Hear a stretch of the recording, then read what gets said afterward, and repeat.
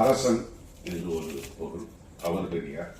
முற்றும் எல்லா பேரும் ஒற்றுமையா இருக்காங்கன்னா அது முற்றும் துறந்த முனிவர், தவ வலிமை மிக்க முனிவர்.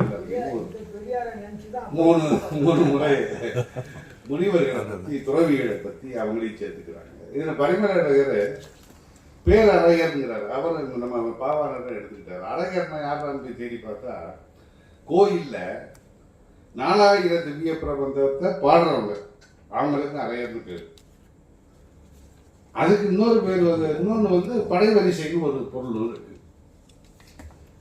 ஆக இப்படிலாம் இருக்கும்போது இவங்கிட்ட இப்படி பிழையாம இருக்கா பெரியார் அப்படின்னாக்க, நம்ம சொல்ற பெரியார், நம்ம பெரியார் எப்படிப்பட்டவர்னாக்க, இவங்க சொல்ற அரசன், இவங்க சொல்ற முனிவன் எல்லாருக்கும் மேலானவர். ஏன்னா அவர் தலைவன் இல்லை, அவர் தலைமை தொண்டன். தந்தை பெரியார் என்பவர் தலைமை தொண்டன். எனது தொண்டன் எப்படிப்பட்டவன் என்று தந்தை பெரியார் சொல்லும்போது சொல்லுவார், திராவிட கழகத்தின் தொண்டன் துறவிக்கு மேலானவர் என்று தந்தை பெரியாரை சொல்லியிருப்பார். அந்த வகையில நமது தந்தை பெரியாரை போன்ற ஒரு பெரியார் யாரும் இல்லை. மற்றவர்கள் இருக்கிறார் என்று சொன்னால் அவர்கள் எல்லாம் அறியாரே என்று சொல்லி ஐயா பிச்சை கலிநாயகம் அவர்களை உரையாற்ற கொண்டிருக்கிறேன். காலத்தின் அருமையோடு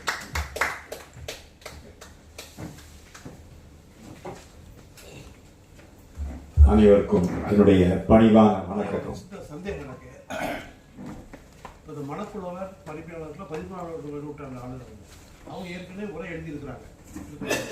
ஆனா எல்லிஸ் துறை தான் திருக்குறளையே அவர் கண்டுபிடிச்சு கொடுத்தாரு அப்படின்ற ஒரு சொல்லாடலும் உண்டு. இது ஏன் இந்த முரண்? எல்லிஸ் துறை இப்பதான் ஒரு 100 வருஷத்துக்கு பண்ணியிருந்தவர் தான். ஏன் அதை நீங்க உங்க பேச்சுல நடுவில் கொஞ்சம் பணவோலையில இருந்துச்சு. இது அச்சுவாகம் ஏறியது என்று சொன்னார். அவர் அதை எடுத்து ஜான் கூடன்பர்க்கு பிறகு தரங்கம்பாடியில வந்த போது சீகன் பால்கு தான் அதை நூலாக கொண்டு வந்து இது பண்ணிருக்காரு. ஜெர்மன்ல அந்த கட்டைகள் செய்யப்பட்டது. ஆசாரிகள் தச்சர்கள் மரத்துல அந்த கட்டை எழுத்துருக்களை அனுப்பி இங்கு அச்சிட்டார்கள். தரங்கம்பாடியில தான் நம்ம ட்ராங்காபார்ன்ற சொல்றாங்க, இது ஆங்கிலத்தில் சொல்றாங்க, அந்த இடத்துல தான். அதனால எல்லிஸ் சொல்றாரு. இந்த ஓலைச்சுவடிகள்ல என்ன அப்படின்னா, படி எடுக்கப்படாம ஒரு வருடம் தான் இருக்கும், ஆசிரியர்கிட்ட தான் இருக்கும். அவர் மாணாக்கர்கிட்ட சொல்லி கொடுத்துட்டு இருக்கும்போது ஒரு மானிட்டர்னு சொல்லக்கூடிய சீடன் அவன் படிப்பான், மற்றவர்கள் சொல்லுவார்கள் தொடர்ந்து. அதனாலதான் ஓலைச்சுவடியில இருந்து தாளில அச்சிட்ட பிறகு கல்வியானது அறிவானது பரவலாக்கப்பட்டதுக்கு ஒரு காரணம் அதுதான். இல்லை தமிழ் தாத்தா எல்லாத்தையும் பண்ணாரு, அவர் எழுதல.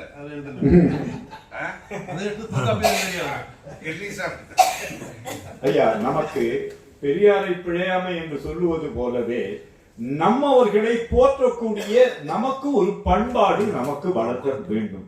குற்றம் குறைகளை நமக்குள்ளே சொல்லிக் கொண்டிருக்க வேண்டும். அயலவர்கிட்ட சொல்லும் போது, நம்மை பற்றி சொல்லும் போது முட்டு கொடுக்கணும், விட்டு கொடுக்கணும் சொல்ற மாதிரி அந்த பண்பாட்டினை நாம் வளர்த்து கொடுக்க வேண்டும். நமக்குள்ள தெளிவுபடுத்திக்கிறது நல்லது. ஆமா, சொல்லணும். அது உண்மை.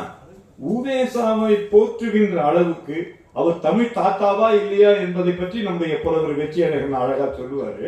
வேறு கூட்டங்கள்ல 1 மணி நேரம் கூட பேசுவாரு இந்த அளவுல. அது மெயினாக நாம் ஐயராத்து பொண்ணு சொன்னா கேட்டுக்கொள்ள அம்பின்றது சொல்றதுல இருந்து பாடல்ல இருந்து வரும்போது நமக்கு அப்படி ஒரு பழகி போய்விட்டோம். ஏனெனில் கல்வி நமக்கு மறுக்கப்பட்ட ஒரே காரணம்தான். அவர்கள் அவ்வப்போது உள்ள செய்திகளை, தரவல்களை சேர்த்து வைத்திருப்பார்கள். ஹிந்து பேப்பரை படிப்பான். நாம பழைய புத்தகங்களை படிச்சுட்டு ஏதாவது இலவயமா கிடைக்குதா, அல்லது பழைய புத்தக கடையில கிடைக்குதா, அல்லது வேறு யார் வீட்டுல இருந்து இருந்தா நமக்கு கொடுத்தாங்கன்னா படிப்போம். அப்படி இருந்த நிலை மாறி இதுக்கு வந்ததுக்கு காரணம் அதான், கல்வி மறுக்கப்பட்டது. எந்த கால பிரிட்டிஷார் காலகட்டத்திற்கு முன் வரை யாருக்கெல்லாம் கல்வி கிடைத்தது என்பதே ஒரு புத்தகம் வந்தது. சரிங்க ஐயா, நம்முடைய இது தொடர் பொழிவுக்கு வந்து விடுவோம். கேட்போருடைய வேண்டுகோளுக்கு இணங்க இந்த முதலாகவே அல்லது ஏற்கனவே செய்யப்பட்டது. அதனால திருக்குறளும் அதனுடைய எளிய உரை ஒன்றும் அவரவருக்கும் கொடுக்கப்பட்டுள்ளது. அதனை முதல் பார்த்துக் கொள்ளலாம், அதனை படித்து விடலாம். இந்த தலைவர் அறிவித்தபடியும் தெரிந்து முதல்ல இந்த பெரியாரை இகழாமை. இது நாம் வேண்டுமானால் பெரியார் என்று சொன்ன உடனே தந்தை பெரியாரை நாம் சொல்லிக் கொள்ளலாம். யார் பெரியார் என்று சொன்னும் போது பல வினாக்களையும் இளங்குமரனாரையார் முன்வைத்த போது தாய் பெரியவர், தந்தை பெரியவர், நமக்கு கல்வியை கற்பித்த ஆசிரியர் பெரியவர் என்று மூவரையும் குறிப்பிடுறாங்க. பிறகு அறிவு சால்பு நிறைந்தவர்களை பெரியார், பெரியவர், பெரியார், தந்தை பெரியார் என்று நாம் சொல்லிக் கொள்வது போல எல்லாவற்றுக்கும் அவர் தொண்டிலே இது செய்தவர். அவர் அறிவு மட்டும் இல்லாமல் ஞான சூரியன் என்று சொல்லுவது மட்டுமில்லாமல் மக்களுக்கு கல்வி குமுகாயம் தொடர்பான பணிகளில் ஈடுபடக்கூடிய ஒரு தந்தை பெரியார். மற்ற வகையில திருவள்ளுவர் சொல்கின்ற காலகட்டத்தில் நம்முடைய தந்தை பெரியார் பிறக்காத காரணத்தால் நாம் அப்படி சொன்னோமானால் எதிரிகளுக்கு ஏற்பாக போய்விடும். எனவே கால பொருத்தம் கருதி இது நாம் இதனை சொல்லலாம் என்பதும் என்னுடைய தாழ்மையான கருத்து நண்பர்களே.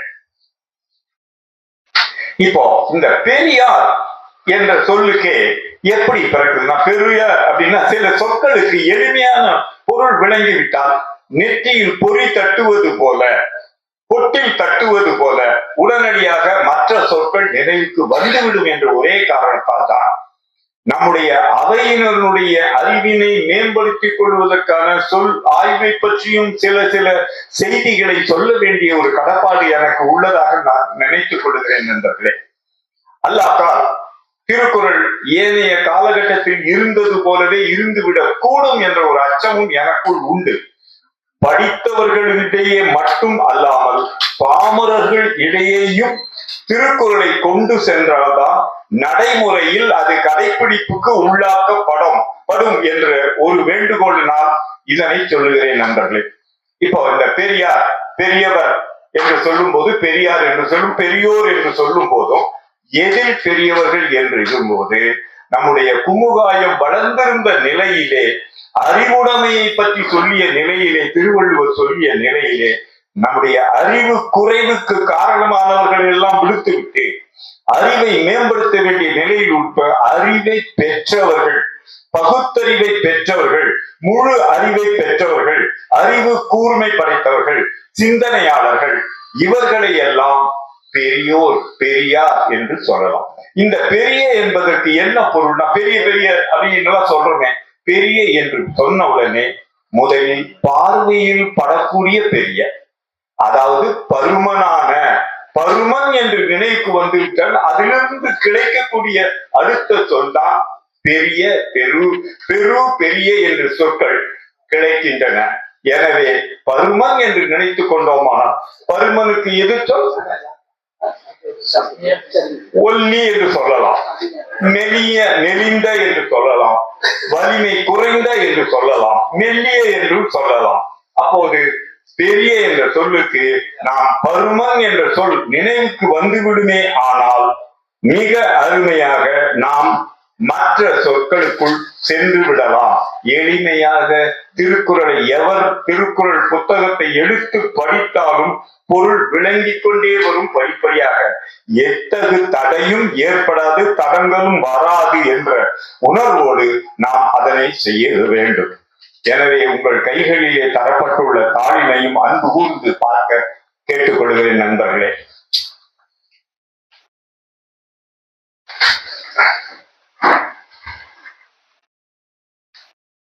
எழுநூற்றி 90வது அதிகாரம் பெரியாரை பிழையாமை. இந்த பிழையாமை என்ற சொல் கூட நமக்கு இப்போது பிழைக்காமை, பிழைத்தல் என்ற சொல்லுக்காக நினைத்துக் கொள்கிறோம். பிழை செய்தல் என்பதுதான் பிழையாமை என்று பொருள்படுத்தக்கூடிய சொல்லாக அமைந்திருக்கிறது இந்த அதிகாரத்திலே.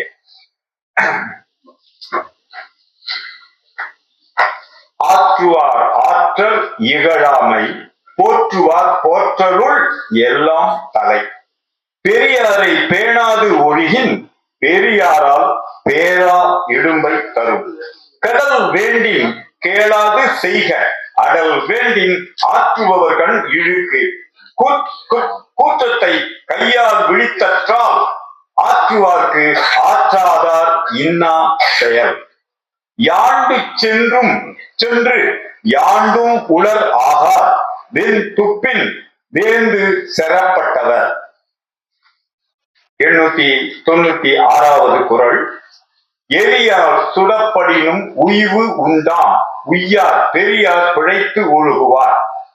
897 வகை மாண்ட வாழ்க்கையும் வான் பொருளும் எண்ணாம் தகை மாண்ட தக்கார் செறின்.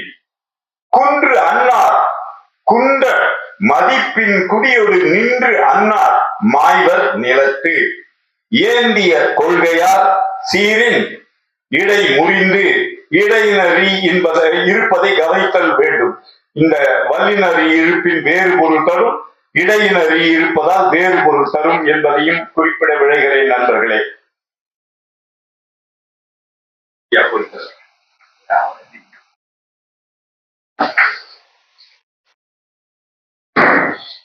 எனவே ஒவ்வொரு எழுத்தும் எழுத்து எண்ணி படித்தல் என்பது திருக்குறளுக்கு மிக சரியாக பொருந்தக்கூடிய வகை என்பதால் எழுத்துக்களையும் கவனிக்க அன்போடு வேண்டுகிறேன்.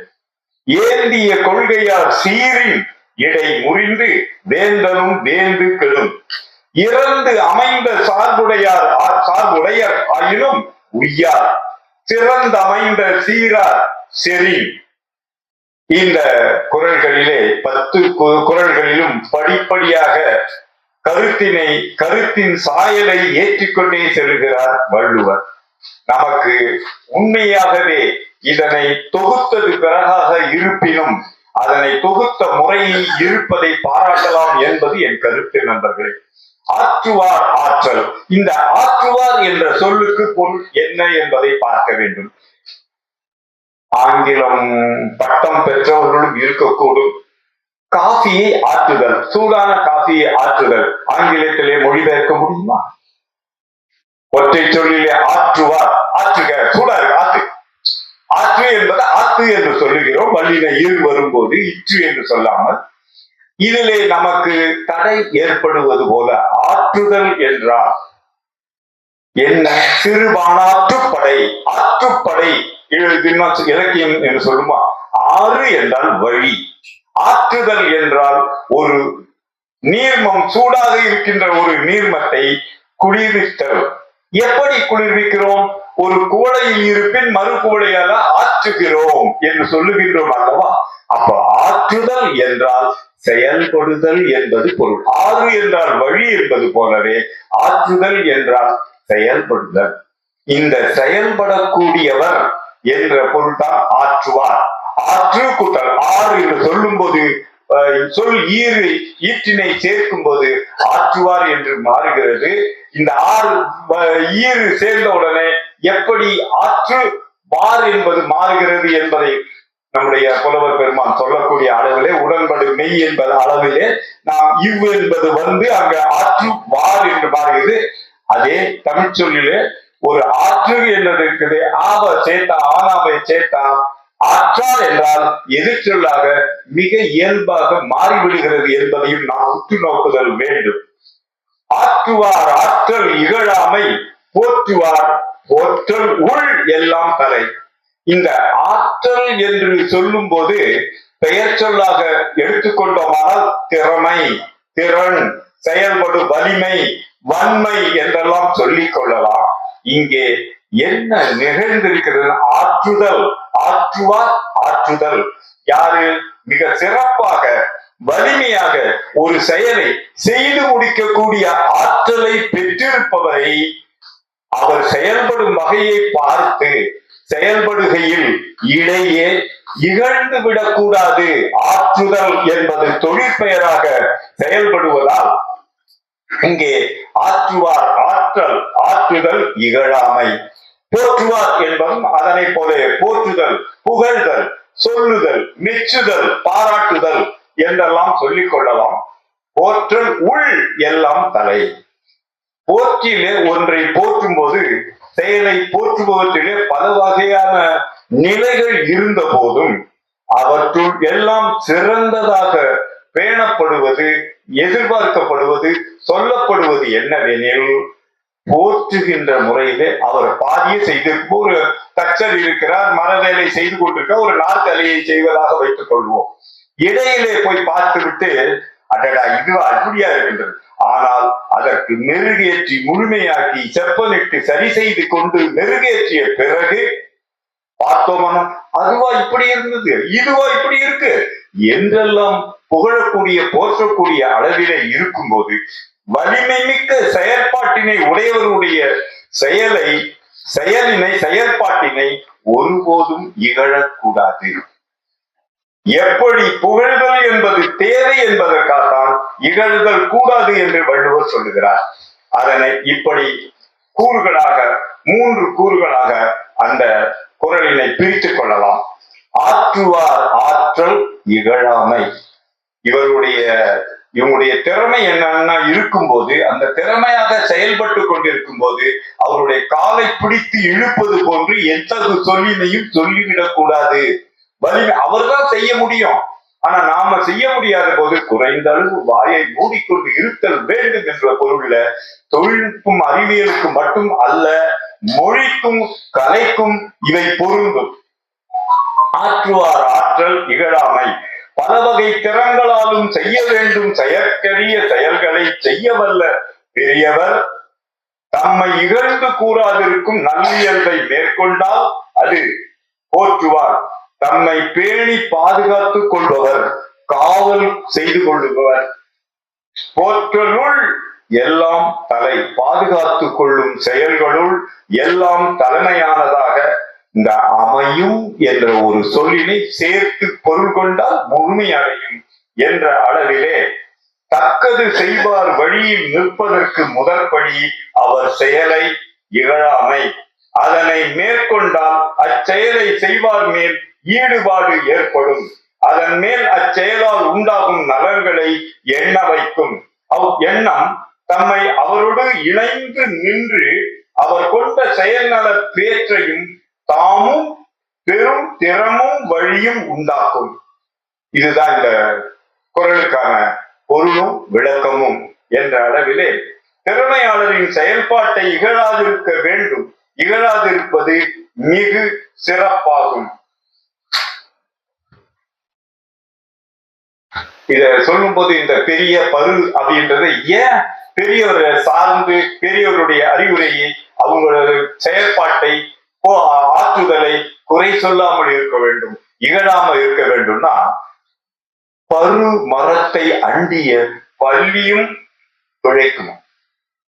வலிமையான பெரிய பருமன் உள்ள ஆலமரம் போன்ற மரத்தில் இருக்கிற ஒரு பள்ளியா பிழைக்கும், பல பள்ளிகளும் பிழைத்துக் கொள்ளலாம் என்ற அளவிலே இந்த பெரியவர்களை நாம் அண்டி வாழ்ந்தோமானால், பெரியவர்கள் என்று சொல்லும் போது அறிவு நிறைந்தவர்கள், வேற்று மொழியிலே சொல்ல போனால் ஞானிகள், அறிவை பயன்படுத்துபவன் ஞானி, விஸ்டம் என்று சொல்லக்கூடியது. அறிவு என்று சொல்லும் போது knowledge is but to use என்று சொல்லுவார்கள் அல்லவா, அதனை போன்றே பொருட்கொள்ளலாம். இந்த ஒருவரி உரையில கருவை பழனிசாமி என்பவர் சொல்லும் போது, ஆற்றுவார் ஆற்றல் இகழாமை, போற்றுவார் போற்றலுள் எல்லாம் தலை என்று சொல்லும் போது ஐயா குறிப்பிட்டது போல ஆட்சி தலைவரையும் அறிவு சார்பு மிக்கோரையும் ஆற்றுதலை போற்றி வாழ்வது கடமை என்று சொல்லுகின்றார். அடுத்த குறள் 892வது குறள். பெரியாரை பேணாது ஒழுகின் பெரியாரால் பேரா இடும்பை தரும். இந்த பேரா என்ற ஒரு புது சொல் தான் நமக்கு சற்று குழப்பத்தை உண்டாக்குவோம். தரையில பேர்ந்து போச்சுன்னு சொல்றோம் இல்லையா, இடம் பெயர்ந்து போனதால பேர்ந்து போச்சுன்னு சொல்றோம். பேரப்பிள்ளைன்னு சொல்றோம். பெயரன், தன்னுடைய பெயரை உடையவன் பெயரன், பேரன் சொல்றோம். செய்தின்னு சொல்றோம் இல்லையா, அதனை போன்றுதான் இந்த பேரா இயற்கைனா அந்த மாற்ற இயலாத இயற்கை என்று இடும்பை பொறுத்தவரை இடும்பை தரும் என்று சொல்லுகின்றார். பெரியாரை பேணாது ஒழுகின், அதாவது செருக்குடன் கல்வி அறிவில்லாத ஒருவன் பெரியாரால் தக்கவற்றுக்கெல்லாம் உறைவிடமாக அமையக்கூடியது. மூன்றாவது, பேரா இடும்ப தரும், பெயர்த்திட இயலா இடும்பை தரும், தொல்லை இன்னலை தரும்ன்றான். இன்னொரு செயல்ல ஒரு விளக்கம் சொல்லும் போது, இந்த பேரா இடும்பைன்னா என்னன்னா, அந்த பெரியவரே அவருக்கு இகழ்ந்துட்டோம் இல்லையா, அந்த பெரியவரே இந்த சிக்கலுக்கு இந்த இடும்பைக்கு தீர்வை சொல்ல முடியாத அளவில் இருக்கக்கூடும் என்று சொல்லுகிறார். அதனால்தான் பெரியோரை இகழாது இருத்தல் வேண்டும் என்ற பொருளிலும் குறிப்பிடுகிறார். அதற்கு இவர் சொல்லுகின்ற உரையானது, ஆட்சி தலைவரையும் அறிவரையும் புறக்கணிக்காது இணக்கமுடன் நடப்பின் தீமை வராது என்று சொல்லுகின்றார். 893வது குறள், கடல் வேண்டின் கேளாது செய்க, அடல் வேண்டின் ஆற்றுபவர்கள் இழுக்கு. அப்போ கெடுதல் வேண்டி, கெடுதல் தான் கெடல் என்று ஆகிறது. கெடுதல் என்பது தொழிற்பெயர் என்பதை அறிவீர்கள், தல்விகுதி சேர்த்திருக்கிறதுனால அது கெடு கேடு ஆகி கெடுதல் என்று சொல்லும் போது அது தொழிற்பெயராக விளங்குகிறது. அப்போ அதிலிருந்து சொற்குறை ஏற்பட்டு கெடல் என்று சொல்லுகின்றோம். கெடல் வேண்டும், நீ கெட்டு போக வேண்டும் என்று உறுதிப்பட்டு விட்டால், நீ முடிவெடுத்து விட்டால் ஒன்னும் செய்ய வேண்டாம். மற்றவர்களை, பெரியவர்களை, அது அறிவு படைத்தவர்களை, அறிவு சால்பு நிறைந்தவர்களை, குறிப்பாக சிறப்பாக அத்துறை எத்துறையில் நமக்கு சிக்கல் விளைகிறதோ, எச்செயலை மேற்கொள்ளுகிறோமோ அச்செயல் தொடர்பான துறை சார்ந்தவரை கேட்டு செய்ய வேண்டும். ஒரு வீடு கட்ட வேண்டும் என்றால் பொறியாளரையும், ஒரு மருத்துவம் என்றால் ஒரு மருத்துவரையும் கேட்டு செய்தல் போல என்று அறிவு மிக்கவர்களை, நமக்கு ஏற்படும் சிக்கல்களை தீர்த்து கொள்வதற்கு அவர்களை கேட்காமல் செய்தாலே நாம் கெட்டு போவோம் என்பது உறுதி. சரி, கெடலுக்கும் அப்புறம் அடல் என்று ஒரு சொல் வருகிறது. மிக அருமையான சொல், ஆய்வுக்கு உரிய சொல் அடல். அடல் வேண்டின், அடல் ஏறு என்று சொல்லுகின்றார்கள். அதில் போல இந்த அடல் என்ற சொல்லானது அடுதல். இந்த அடுதல் என்று ஒரு புது சொல்லாக, சுடுதல் தெரியும், இடுதல் தெரியும். சுடுதலுக்கும் அடுதலுக்கும் என்ன வேறுபாடு? கோவை மாவட்டத்திலே, கோவையிலே குறிப்பிடும் போது அடுமனை அல்லது வெப்பகம், வெதுப்பகம், பேக்கரி அண்ட் கன்ஃபெக்ஷனரி என்ற சொல்லுக்கு இந்த அடுமனை என்ற சொல்லை பயன்படுத்தி, அட்டுனா சுட்டு என்பது பொருள், சுடுதல். அட்டு என்றால் சுடுதல். அப்போ அடல் என்றால் சுடுதல் என்ற பொருள்படும். இப்போ அதனால என்ன ஏற்படும்னா, கெடல் என்றால் பொருளால் கெட்டு போதல், பொருண்மையால் கெட்டு போதல். அப்போ அடல் என்றால் உயிர் இழப்பு, உயிர் அழிவு ஏற்படுதல் என்ற பொருளிலே நாம் அறிந்து கொண்டோமே. ஆனால் மிக எளிமையான குறளாகவே இதுவும் விளங்கும். பொருள் செய் முறையிலே கெடல் வேண்டின் கேளாது செய்க என்ற வியங்கோள் வினைமுற்று சொன்னது போலவே, அடல் வேண்டின் ஆற்றுபவர் கண் என்று சொல்லும் போது இடம், ஆற்றுபவரிடம், செயலை செய்பவரிடம், இழுக்கு செய்பவருக்கு இழுக்கு செய்க என்று ஒரு சொல்லினை பெய்து கூட்டி பொருள் கொண்டால் மிக சரியாக இருக்கும். கெட்டு போதல் என்ற சொல்தான் கெடுதல் என்று வருகிறது. கெடுதல் என்ற சொல்லுதான் கெடல் என்று போவது. அட்டுப்போதல் என்றுதான் அடுதல் என்றும் அடல் என்றும் சுடுதல் என்றும் வருகின்றது. கெடல் வேண்டின் கேளாது செய்க. நம்முடைய தமிழ் மொழியினுடைய நயத்தை பார்த்தீர்களா, ஒரு எழுத்தை கேளாதே, இந்த ஆ என்ற எழுத்தை சேர்த்து விட்டோமானால், பெய்து விட்டோமானால் எதிர் சொல்லாக மாறுகிறது. பலருக்கும் இன்னும் குழப்பம். விளம்பரத்தில் கூட அப்படித்தான் வருகிறது. உங்கள் அருகாமையில் அமைந்துள்ள மருத்துவமனை என்று சொல்லுகிறார்கள். அருகு என்பது நேர்மறை, அதற்கு எதிர்மறை அருகாமை. அருகில் அமையாமை என்பது பொருள்ல சொல்லும்போது அதனை புரிந்து கொள்ளாமலே அருகில் என்பதற்கு ஒத்த சொல்லாக, ஏற்ற சொல்லாக அருகாமை என்ற சொல்லை பயன்படுத்துவது நாம் மொழியினை முழுமையாக அறிந்து கொள்ளாமல் இருப்பதால் வருகின்ற வினைதான், விளைவுதான். ஒருவன் தான் கெடுவதை விரும்பினான் எனின் பெரியவர் சொல்வழி நில்லாதவனாக செயல் புரிவானாக. தன்னை அழித்துக் கொள்ள விரும்புவான் எனின் செயலாற்றல் மிக்கவர்க்கு மாறானவை செய்க. அவன் ஒண்ணு சொன்னா இவன் ஒண்ணு செஞ்சான்னா போகும், கெட்டு போவதற்கு அதுவே வழி சமைக்கும், அந்த வழியில் நம்மை இட்டு செல்லும் என்ற பொருளிலே குறிப்பிடுகிறார். கடல் வேண்டின் கேளாது செய்க, அடல் வேண்டின் ஆற்றுவார்கள் இழுக்கு, நீதி நூலை கடந்து மேற்கொள்ளும் செயல்பாட்டினால் தோல்வி வரும் என்று சொல்லுகின்றார் கருவை பழனிசாமி. அது 795வது குறள். பக்கத்தை தவறாக புரட்டியதால் வந்த வினை கூற்று. 894 கூற்றத்தை கையால் விழித்தற்றால் ஆற்றுவார்க்கு ஆற்றாதார் இன்னா செயல். ஆற்றுபவர்க்கு ஆற்றாதார் இன்னா செயல் கூற்றத்தை கையால் விழித்தற்றால். இந்த கூற்றம் என்ற சொல் நம்ம தமிழ்ல சொல்லும் போது கூடவிய கதிரவன் என்று சொல்லிவிட்டதுனால அதுக்கு 7 குதிரையை பூட்டி அதுல ஒரு தேர்ல உட்கார வச்சு இது பண்ணிடுறாங்க. அதனால நாம் ஆண்பால் விகுதியோ பெண்பால் விகுதியோ அல்லது பலர்பால் விகுதியோ கையாளும் போது மிக கவனமாக கையாண்டு கதிரவன் என்று சொல்லாமல் கதிர் என்று சொன்னாலே போதும். அப்படித்தான் இந்த சொல்லுக்கு கூட கூற்றுவன் சொன்னோன்னா எது மேல வருவார்னு கேட்டா பேரறிஞர் அண்ணா கூட சொல்லுவார் இல்லையா, எதை கேட்டாலும் தெரியலன்னா யமனுக்கு வாகனம் எதுனா எவனை கேட்டாலும் சொல்லுவாரு. அதனை போன்றுதான் கூற்றுவன் என்று சொல்லணும். யமன் நினைச்சுக்கிறாரு, புலவர் ஐயா சொல்லுவார் ஏமன் என்று சொல்லுவார். அந்த யமனுக்கு வாகனம் என்னடா எருமை மாடம். அப்போ கூற்று என்பதும் கூற்றம் என்பதும் கூற்றத்தை என்று சொல்லும் போது கூறு காய்கறிய அக்காலகட்டத்திலாம் கூறு கட்டி விற்பாங்க. எந்த கூறினை எடுத்துக்கொண்டாலும் 20 ரூபாய். கேரட்டு, பீன்ஸ் போன்ற காய்கறிகளையோ மற்றவையோ கூறு கட்டி வித்திருப்பாங்க.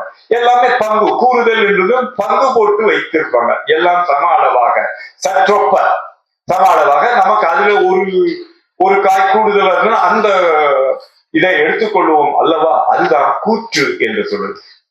கூற்று என்று சொல்லும் போது செப்புதல், அறைதல், பகர்தல், விளம்புதல், விழுதல் என்பது போலவே இந்த கூற்று என்று சொல்லும் போது கூறுதல் என்றால் இது வேறு அது வேறு என்று இரண்டையும் பிரித்து தனித்தனியே கூறக்கூடிய ஒன்றுதான் கூறு.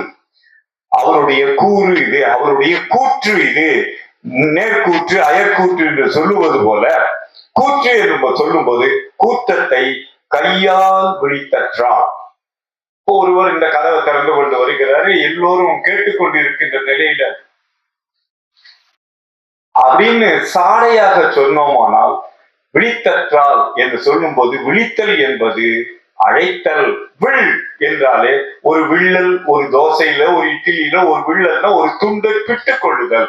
முழு உருவத்தில் இருக்கும் போது வில்லுதல்.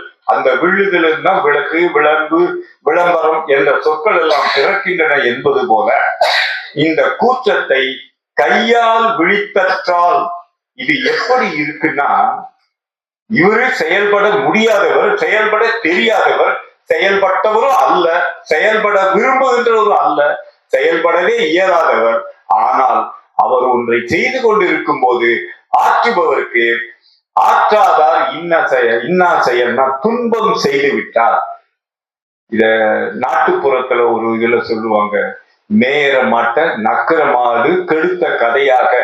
அது மேய்ந்து கொண்டிருக்கிறது, அது தன் வேலையை பார்த்து கொண்டிருக்கிறது, வயிற்றை நிரப்பிக் கொள்வதற்காக. இந்த நக்கர மாடு கன்றுக்குட்டியே வைத்துக் கொள்ளலாம்.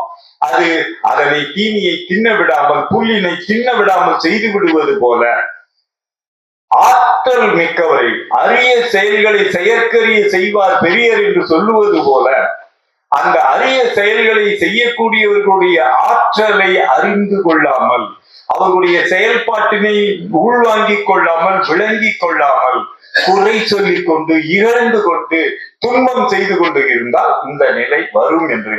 இது என்னன்னா, தனக்கு அழிவினையே கூற்று என்று சொல்லும் போது இருவேறு கூறாக பிரித்து விடுவது.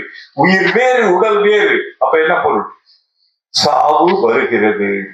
பிரிக்கும் போது தனக்குத்தானே சாவினை வரவழைத்துக் கொள்ளுவது போல, அழைப்பது போல, கூற்றத்தை அழைப்பது போல, விழித்தற்றால் வா, இங்கே வாங்கே, விரைந்து வா எனக்கு காலம் இன்னும் இருந்தாலும் நிறைந்து வா என்று சொல்லுவது போல அழைப்பதை போன்றுதான் பெரியவர்களுக்கு, அறிவு மிக்கவர்களுக்கு, அரிய செயல்களை ஆற்றுபவருக்கு செய்கின்ற கேடானது நமக்கு துன்பமாக, இடும்பையாக, இன்னலாக மாறிவிடும் என்று நம்முடைய திருவள்ளுவர் எச்சரிக்கிறார்.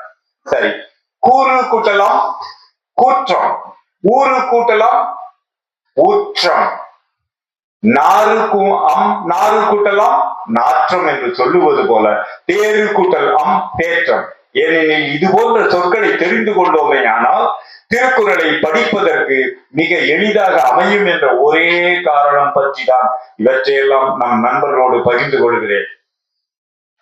ஆற்றுவார்க்கு எத்துணிவான செயலையும் செய்ய வல்லார்க்கு ஆற்றாதார் அவருக்கு இணையான ஆற்றல் ஏதும் இல்லாதவர். இன்னா செயல் சும்மா சொன்னா போதாது. இந்த மேயர மாட்டு நக்கர மாடு கெடுக்குதுன்னா அதுக்கு தெரியாது போதும். ஆனா முனைந்து கேடானவற்றை செய்தல். இப்ப இந்த செய்தல் என்பது இலக்கணப்படி என்னன்னு சொல்லலாம். அது எந்த சொல்? செய் என்பது ஏவல் வினை, செய்தல் என்பது தொழிற்பெயராக அமைவதால் செயல் என்பது பெயர் சொல். செய்தல் என்று சொல்லும் போது அது தொழிற்பெயராக இருப்பதால் அதனை பற்றி சொல்லும். இன்னா செயல் என்பது செய்தல் என்பது இன்னா செய்தல் என்பதுதான் செயலாக சுருங்குகிறது. இங்கே பெயர் சொல்லாக அமையாமல் என்பதற்காக இதனை விளக்குகிறேன். கூற்றத்தை கையால் விழித்தற்றால் அவனுக்கு உரிய காலம் வரும் வரை காத்திருந்து வரக்கூடிய கூற்றத்தை உயிர் வேறு உடல் வேறாக என கூறு போடக்கூடியதை உடனே வா வா என்று கைகாட்டி அழைப்பது போன்றதான். ஆனால் நண்பர்களே, நாம் எண்ணி பார்ப்போமானால் மொழியினுடைய சிறப்பும், மொழியினுடைய பயன்பாடும், மொழியினுடைய விளைவும் எப்படி நம்மையெல்லாம் உயர்த்தி இருக்கிறது என்பதை சாடையாக, செய்கையாக, சைகையாக பேசினால் பேசியவர் என்ன பொருள் சொல்ல நினைக்கின்றாரோ அப்பொருளை கேட்பவருக்கோ பார்ப்பவரோ உணர்ந்து கொள்ள இயலாத நிலை ஏற்பட்டதால்தான் மொழியானது பேச்சு மொழியாக முதல்ல ஒலி வடிவில் எழுத்து பிறந்தது என்பதையும் நாம் நன்கு அறிவோம். காலா என் கால் அருகே வாடா, இது யார் சொன்னது என்பதை நீங்கள் நன்கு அறிவீர்கள். கும்பகர்ணன், கர்ணன் அல்ல கண்ணன், இருசுழியின் கண்ணன் கூற்றத்தையும் ஆடல் கொள்வேன் என்று கும்பகர்ணன் அல்லது கும்பகர்ணன் சொல்லுவதாக சொல்லப்படுகிறது கம்பராமாயணத்திலே. எதனையும் செய்ய வல்ல ஆற்றல் உடையவருக்கு அத்தகும் ஆற்றல் இல்லாத தீமை செய்தல் தம் முடிவு காலத்தை தானே கையால் அழைப்பது போன்றதாகும் என்கிறார் 795வது குறள். விரைந்து ஓடுவதாகவோ செல்வதாகவோ எண்ண வேண்டாம் நண்பர்கள். யாண்டு சென்று யாண்டும் உலர் ஆகா வெண் துப்பின் வேந்து செறப்பட்டவர். இதிலே கொஞ்சம் நெருடலான சில சொற்கள் இங்கும் அங்கும் உள்ளன. இந்த யாண்டு என்பது ஆண்டு என்பதற்கு முன் வடிவு என்பது யாண்டு தான். யாண்டு என்றால் அங்கு என்று, ஈண்டு என்றால் இங்கு. இந்த ஈண்டு என்பது இங்கு என்று பொருள் தருவது போல ஆண்டு என்பதுதான் யாண்டு என்று மாறி அங்கு என்று பொருள் தருகிறது. யாண்டு சென்று யாண்டும் உலர் ஆகார். உலர் ஆகார்னா உயிரோட இருப்பவராக ஆக மாட்டார். செத்து பிழைக்கிறார் சொல்கிறோம் அல்லவா. எப்போது எனின் வெண் துப்பின், அதாவது கடுமையான துப்பு துலக்கப்பட்டு ஆட்சி தலைவனுக்கோ அல்லது அறிவர்களுக்கோ எதிராக செயல்படக்கூடியவன் செய்கின்றான், தீமை செய்கிறான் என்பது ஆட்சி தலைவனுக்கோ அல்லது அறிவர்களுக்கோ தெரியுமே. ஆனால் வேந்து செறப்பட்டவர், இந்த வேந்து என்பது ஆட்சி தலைமையில் உள்ளவனுடைய சினத்துக்கு ஆளாகி விட்டவன் எங்கு சென்றும் ஒளிந்துதான் வாழ வேண்டுமே ஒழிய வெளிப்படையாக வெளியில் இருந்து கொண்டு வாழ இயலாது என்று. வெண் துப்பினா கடுமையான துப்பு துலக்கப்பட்டது. இவன் நினைத்துக் கொண்டிருப்பான், எவனுக்கும் தெரியாது என்று. உளவாளிகள் உட்பகை எல்லோரும் இந்த ஆட்சியில் இருப்பவர்களுக்கு சென்று சேர்ப்பார்கள் அல்லவா? அதுதான் வெண் துப்பு. துப்பு துலக்கிறான்னு சொல்றான் இல்லையா? துப்பு கெட்டவன், துய்ப்பு கெட்டவன்னா துப்பு கெட்டவன் சொல்றாங்க. துப்பு துலக்குதல் என்று சொல்லும் போது மறைந்திருக்கின்ற மேல் பூச்சாக இருக்கின்றவற்றை நீக்கிவிட்டால் பல் துலக்குதல் போல்தான் துப்பு துலக்குதல் என்று கருத்திலே அமையுது என்று சொல்லுகிறார். இதனை எப்படி பொருள்கொள் முறையானது வெந்து பின் வேந்து செறப்பட்டவர், இந்த கடுமையான துப்பு துலக்கப்பட்ட பின் அல்லது காவல்துறையோ அல்லது அப்போது உள்ள பாதுகாப்பு துறையோ கொண்டு சென்று ஒரு ஆட்சி தலைமைக்கு செய்தியை தெரிவித்த பின் அந்த ஆட்சி தலைமையினுடைய சினத்துக்கு ஆளாகி விட்டவன் எங்கேனும் ஒளிந்துதான் வாழ வேண்டும், வாழ வேண்டிய நிலை ஏற்படும் என்பதைத்தான் திருவள்ளுவர் பெருமகனார் இக்குறளிலே சொல்லுகிறார். வெம் துப்பின் கடுமையும் கொடுமையும் மிக்க வலியனாம் வேந்து செறப்பட்டவன் ஆளும் தலைவன் சீற்றத்திற்கு ஆட்பட்டவர் எவராயினும் அவர் யாண்டு சென்று யாண்டும் உளர் ஆகார். உளர் ஆகார், ஆகாதவர் என்பது பொருள்தான் ஆகார் என்று சொல்லுகின்றோம். எவ்விடத்துக்கு மாறி மாறி மறைந்து சென்றாலும் அவர் உயிரோடு இருப்பவர் ஆக மாட்டார், கொல்லப்பட்டே ஆவார். இந்த வேளையிலே ட்ரம்போ மதுரோவோ நினைத்து கொண்டால் நான் பொறுப்பல்ல. கடுமையும் வலிமையும் மிக்க ஆட்சியின் சீற்றத்துக்கு ஆட்பட்டவர் அவனுக்கு தப்பி எங்கே சென்றாலும் உயிரோடு இருப்பவர் அல்லர். ஏனென்றால் ஒரு ஆட்சி தலைமை சீற்றமும் சினமும் கொண்டு விட்டால் அந்த பகைவனை எதிராளியை ஒழிப்பதிலே கண்ணும் கருத்துமாக படைத்துறையை ஏவி வான்படை உட்பட எதனையும் ஏவி அழித்து ஒழிப்பர் என்பது உறுதி என்பதை பற்றி திருவள்ளுவர் மிக அருமையாக இக்குறளிலே குறிப்பிட்டுள்ளார். அதற்கு அடுத்தாற் போல 796வது குறள், எரியால் சுடப்படினும் உய்வு உண்டாம் உய்யார் பெரியார் பிழைத்து ஒழுகுவர். இந்த அறிவு சிறந்த அறிவு சார்ந்த பெரும் மக்களுக்கு பெரியவர்களுக்கோ ஆட்சி தலைமைக்கோ ஒரு குற்றத்தை தவற்றினை செய்துவிட்டார் எரியால் சுடப்படினும் உய்வு உண்டாம். ஆனால் இவர்களுக்கு உய்வு என்பது கிடையாது. ஆமாம், என்ன உய்வு என்ற ஒரு சொல்? இந்த உய்வு என்ற சொல்லிலிருந்துதான் பிறப்பது உயர்வு. உய்தி என்றும் சொல்லுகின்றார்கள், உயர்வு என்றும் சொல்லலாம். உய்தி என்று சொல்லும் போது அவர்கள் எரியா சுடப்படினும் பற்றி எரிக்கும் தீயால் பற்றப்பட்டு சுடுபடும் நிலை ஏற்பட்டாலும், ஒரு காட்டுக்குள் போகும்போது காடு தீக்குடித்துக் கொண்டால் அதிலிருந்து கூட சூடுபட்டாலும் வந்து உரிய மருத்துவத்தை பார்த்து கொண்டு உயிர் பிழைக்கலாம். அல்லது ஒரு வீட்டிலே தீப்பிடித்துக் கொண்டாலோ அந்த வீட்டிலிருந்து தப்பி வந்து பட்ட தீக்காயங்களுக்கு மருத்துவம் பார்த்து உயிர் பிழைக்க வாய்ப்பு உண்டு.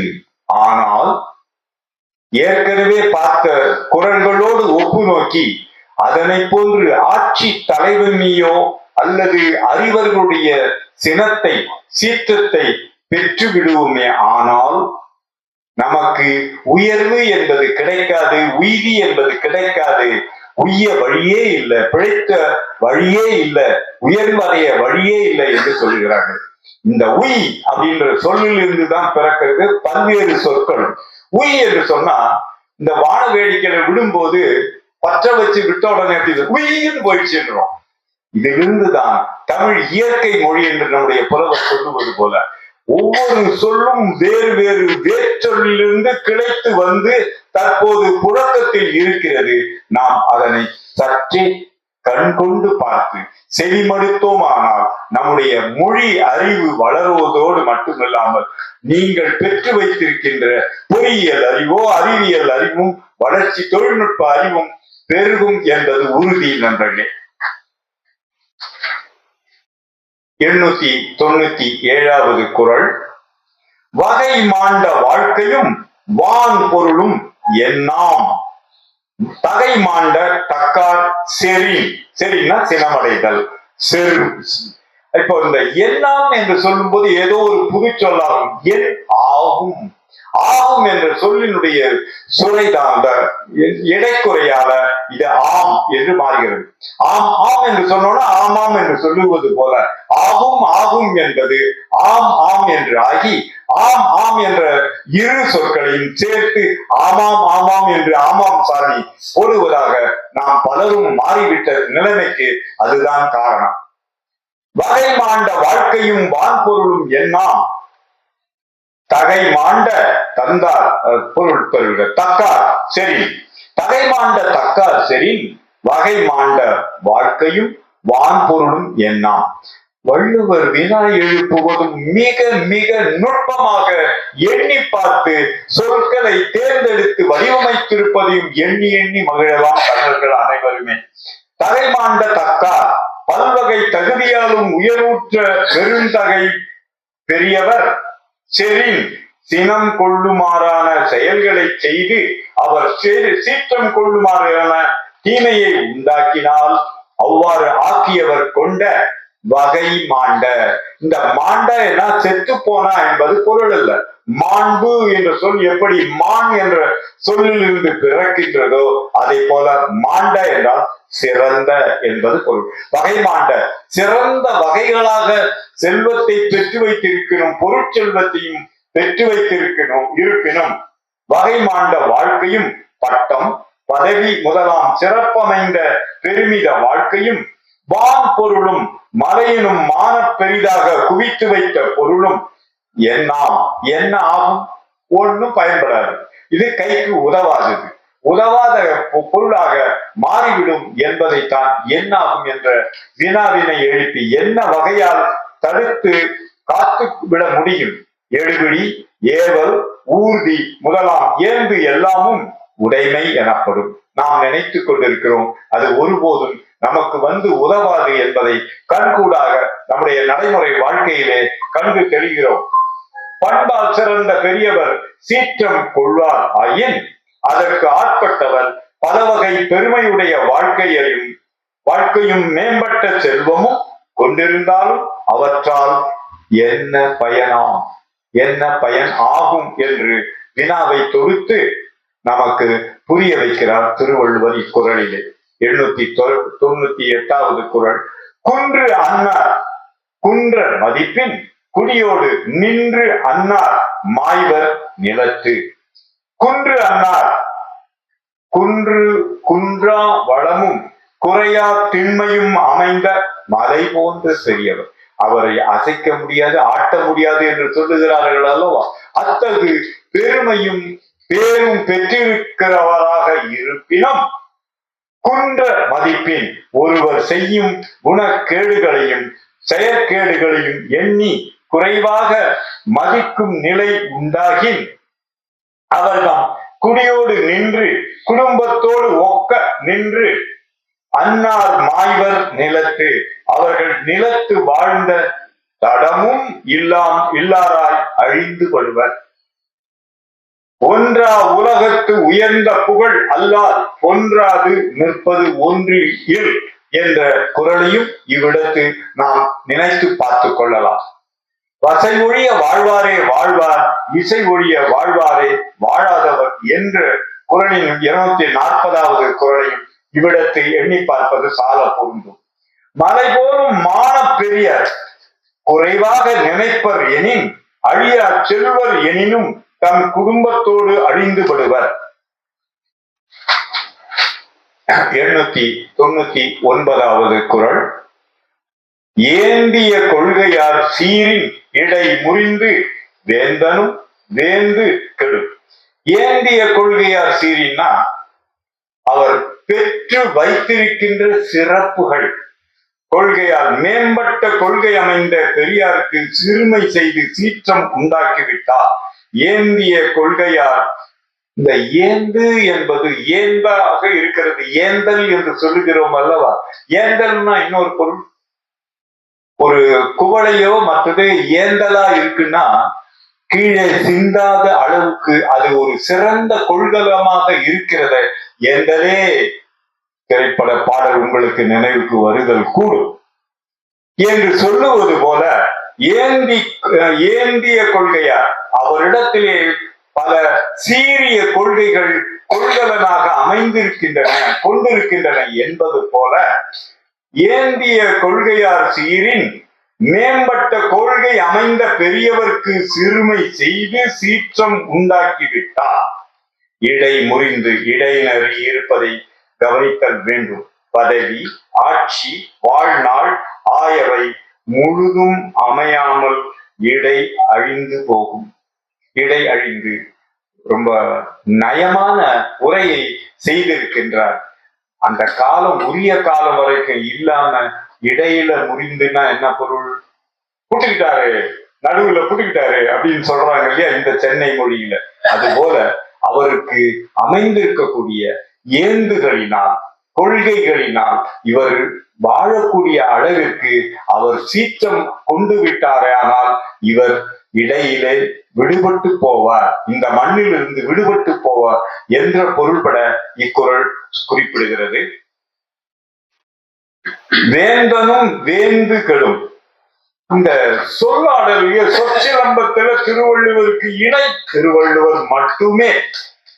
வேந்தனும் வேந்து கெடும், ஆள்பவனும் தன் ஆள்பவனாம் மேலாம் நிலை கெட்டு ஒழிந்து போவான்.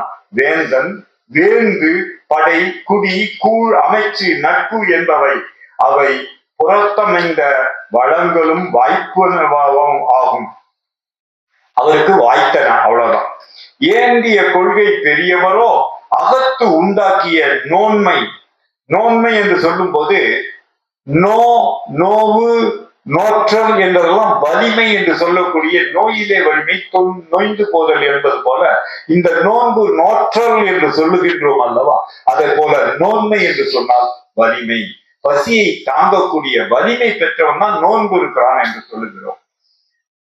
பொருள் உயர்ந்த கொள்கையுடைய பெரியார் சீற்றத்துக்கு ஆட்பட்டால் மாபெரும் ஆட்சியாளரும் தன் ஆளுமை இழந்து கெட்டு போவான் என்று திருவள்ளுவர் தன்னுடைய பெரியாரை இகழாமை என்ற பிழையாமை என்ற பொருள்பட இந்த அதிகாரத்தை அமைத்துள்ளார். இந்த ஆங்கிலத்துல சொல்ல போனா இந்த பிழையாமை என்று சொல்லும் போது நாட் அஃபெண்டிங் த கிரேட், பெரியாரை பழித்தல் கூடாது தந்தை பெரியாரை என்று சொல்லி எனக்கு இந்த வாய்ப்பினை நல்கிய உங்கள் அனைவருக்கும் நன்றி பாராட்டி விடைபெறுகிறேன்.